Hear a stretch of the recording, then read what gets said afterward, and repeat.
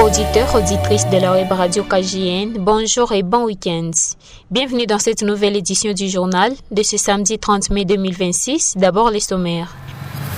Un enfant d'environ 10 ans a perdu la vie dans un accident de circulation lundi 25 mai 2026 sur le tronçon routier Kamagema-Kassihé en commune d'Ibanda. À l'occasion de la journée mondiale de l'hygiène menstruelle, célébrée le 28 mai de chaque année, le monde est appelé à briser le silence autour des règles.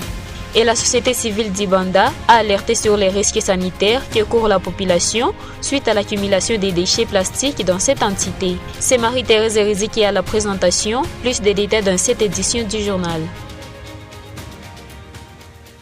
Un grave accident de circulation s'est produit dans la soirée du lundi 25 mai 2026 sur la route nationale numéro 5, sur le tronçon Kamagema-Kassihé, à hauteur de l'endroit communément appelé Chekichwa, où un enfant d'environ 10 ans a perdu la vie après avoir été percuté par un bus de transport en commun.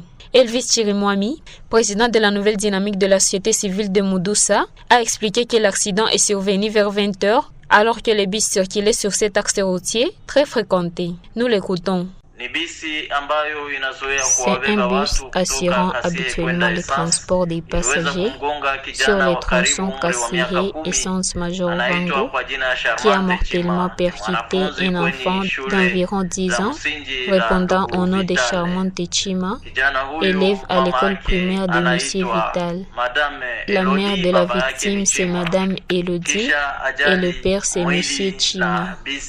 Après l'accident, le corps de l'enfant ainsi que les bus impliqués ont été conduits au centre hospitalier à Sili. Les éléments de la police sont ensuite intervenus pour transférer les corps à la morgue. La NDC Mudoussa présente ses sincères condoléances à la famille éprouvée. La nouvelle dynamique de la société civile de Mudoussa a appelé les autorités compétentes à renforcer les mesures de régulation de la circulation routière, particulièrement en soirée, afin de prévenir d'autres accidents similaires. Des déchets plastiques s'accumulent depuis plusieurs mois le long des routes de la ville de Bukavu, particulièrement dans la commune d'Ibanda. La société civile Force Vive d'Ibanda a dénoncé une mauvaise gestion des déchets issus des travaux communautaires communément appelés Salongo. Emmanuel Chalukoma pour les détails. Contacté mercredi 27 mai 2026, Murula Machumbiko, président de la société civile Force Vive, noyau communal d'Ibanda, a indiqué qu'après une descente sur le terrain, plusieurs dysfonctionnements ont été constatés dans l'organisation de l'assainissement de la ville. Selon lui, chaque samedi, les autorités locales, les cadres de base ainsi que la population se mobilisent pour nettoyer les avenues et les espaces publics. Cependant, les déchets collectionnés sont souvent abandonnés au bord des routes dans l'attente de leur évacuation par les structures chargées de l'assainissement. Il explique. Et après notre descente, nous constatons qu'il y a un problème très sérieux dans la question des travaux communautaires, communément appelés Salongo. On stocke les déchets au bord de la route en espérant que les organisations d'assainissement qui ont une mission d'évacuer ces déchets vont passer. Mais ces déchets restent là, ces déchets sont abandonnés pendant des jours et des jours. Et les cas typiques, si vous prenez par exemple la route numéro 5, depuis Kamagema jusqu'au niveau de la place du 24, vous allez trouver que la route est devenue dépotoir. La route est devenue dépotoir parce que au niveau de Kamagema, plusieurs déchets. Au niveau de Tchaï, il y a des déchets. Au niveau de route Ouvira, là, on n'en parle plus. C'est déjà un problème très sérieux. Et si vous prenez la route de Major Vangu jusqu'au niveau des ronds-points de l'ISP, et là aussi vous allez trouver, il y a des stocks de déchets.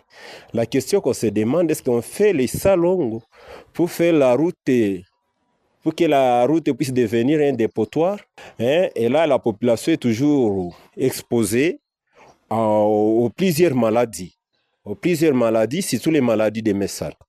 Donc il y a un risque que nous puissions enregistrer des morts d'hommes via ces déchets abandonnés par les services d'assainissement et les organisations d'assainissement. Face à cette situation, Mouroula Machumbiko a appelé les autorités urbaines et les organisations spécialisées dans l'assainissement à intervenir en urgence afin d'évacuer ces déchets et prévenir les maladies liées à l'insalubrité. Et comme annoncé au sommaire, chaque 28 mai, le monde célèbre la journée mondiale de l'hygiène menstruelle. Cette année, cette journée est une occasion de sensibiliser sur l'importance de la santé menstruelle et de lutter contre les tabous qui entourent encore les menstruations dans plusieurs communautés. N'est-ce pas Bénit Kadjibouami? Des acteurs de la société civile, des organisations féminines et des jeunes engagés multiplient aujourd'hui les campagnes de sensibilisation afin de promouvoir une menstruation digne, saine et sans honte. Il plaide également pour une meilleure prise en charge de la santé menstruelle dans les politiques publiques. Au-delà d'une question de santé, l'hygiène menstruelle est aussi une question de dignité, d'éducation et de droits humains. Briser le silence autour des règles reste une étape importante pour construire une société plus inclusive et respectueuse des femmes et des filles. Et parlons de la page rose dans ce journal. Une nouvelle page s'est ouverte dans la vie de Eli Monique David, responsable de la rédaction de KGN Media, qui a célébré son mariage civil avec sa compagne Fora Abaïzir et Dorcas mardi 26 mai 2026 à l'état civil de Baguira dans la ville de Bukavu. Dans une ambiance empreinte de joie et d'émotion, famille, amis et connaissances se sont réunis pour assister à cette cérémonie qui a marqué le début d'une nouvelle aventure pour le jeune couple. Devant les autorités de l'état civil, Eli Monique David a promis fidélité et loyauté à celle avec qui il a choisi de construire son avenir, Fora Abaïzir et Dorcas, un engagement accueilli avec enthousiasme par les invités venus partager ce moment mémorable. Après cette étape civile, le couple a célébré la bénédiction nuptiale jeudi 28 mai 2026 à l'église 5e Selpa Baguira. Entre bonheur, émotion et espoir d'un avenir radieux, cette union restera gravée parmi les moments heureux vécus par les proches des nouveaux mariés. Mesdames et messieurs, nous voici à la fin de ce journal hebdomadaire. Pour plus d'informations, consultez notre site sur www.kgnasbel.org. Nous vous remercions de l'avoir suivi et vous donnons rendez-vous la semaine prochaine. Prenez soin de vous et surtout de vos proches.